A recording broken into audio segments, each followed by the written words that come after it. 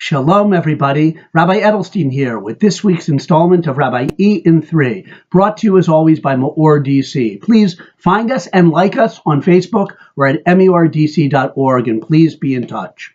Well, I have a little friend with me for tonight's Rabbi E in 3. Sometimes I've appeared before you with a cup of coffee in the morning. It's rather late on a Thursday night, and I have a glass of very nice kosher Cabernet from Israel. There are a lot of good kosher wines out there, and it's going to keep us company for this Rabbi E in 3. Now, what is this shameless self-indulgence all about? Am I drowning my sorrows? No, thank God. I'm happy. No sorrows. Has it been a long week? Yes. My younger son, long 4 years. My younger son graduated from high school. He should be well. L'chaim, it's wonderful, but that's not why I have my wine here. Am I touting the health benefits for a middle-aged chap like myself of having a drink of red wine every night or whatever? A lot of health benefits, but that's not what I'm doing. It's a visual aid to help us get into this week's Torah portion, Nasso, the second portion of the book of Bamidbar, because one of the topics in this portion has to do with wine and how the Torah views wine and what role it should or could play in someone's life. And by extension, not just wine, but physical pleasures in general. Now, we'll come back to you, sir. But what am I talking about? The portion is called Nasso, and it has an amazing mitzvah that applied in the time of the temple, not now. The idea we'll be able to use each and every day, but not the specific application. There was a mitzvah called being a Nazir. A man or a woman would take a vow of temporarily abstaining from wine, usually 30 days. That was the minimum period. And there were certain other practices associated with it. And the Torah describes the Nazir, that man or woman, as holy. They're trying to, for whatever personal reason, maybe too much Cabernet or Chardonnay 1 week or 1 month, they're abstaining from wine and overindulgence in that particular beautiful physical pleasure for a specific period, and then it comes to an end and they go back to their normal life. And indeed, this is a holy person. The Torah calls them holy. But there's another opinion the Talmud quotes, and Rashi, the great commentator, brings it.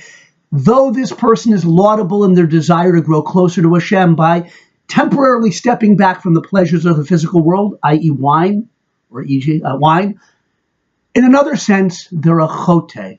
They're a sinner. They're transgressing against themselves by depriving themselves of a permitted physical pleasure that's a blessing. And I'm not going to hint at that in the verses there. Not enough time to go into that. On the one hand, they're holy. That's their desire. But it's not the perfectly best way to achieve holiness because you're depriving yourself of a permitted physical pleasure, which I can't wait to get to.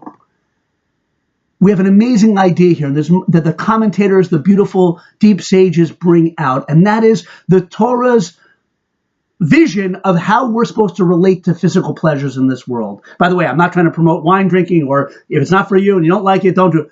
But the idea, wine is a physical pleasure. There are many physical pleasures God gave us. He created us in a beautiful world.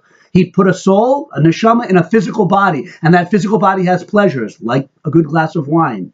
Are we supposed to throw that out, abstain in the name of holiness?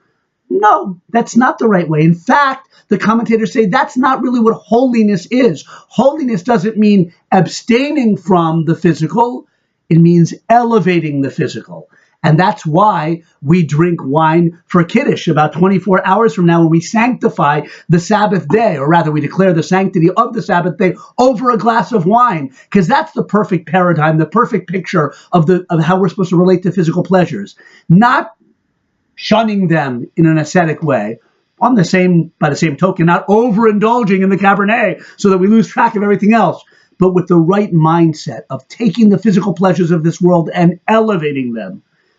And by the way, the period that a Nazir would abstain, the point of it was to help him or her reach that equilibrium, that balance, that true Torah vision of joyously living in the physical world with the help of physical pleasures, but ultimately the goal is to be Kodesh to Hashem, holy in and through the physical. Baruch atah Adonai Eloheinu melech haolam borei pri hagafen. It's a very good wine, actually. But my point was not to, well, I'm going to have this wine anyway now, but I hope you got something from this video. The Torah view of physical pleasure. It's a beautiful world full of physical pleasures. We don't want to drown in them and lose ourselves and our priorities in them. And if we do sometimes, and we have to put away the wine, don't become a Nazir. That doesn't apply now, only in the temple times. But the idea of taking a break, easing off, makes sense. It's a laudable idea. But ultimately, to utilize the physical pleasures of this world in the right proportion to help us achieve holiness, because holiness really is the elevation of the physical. Have a great Shabbos. I went way over. I'll drown my sorrows in some wine. Good Shabbos.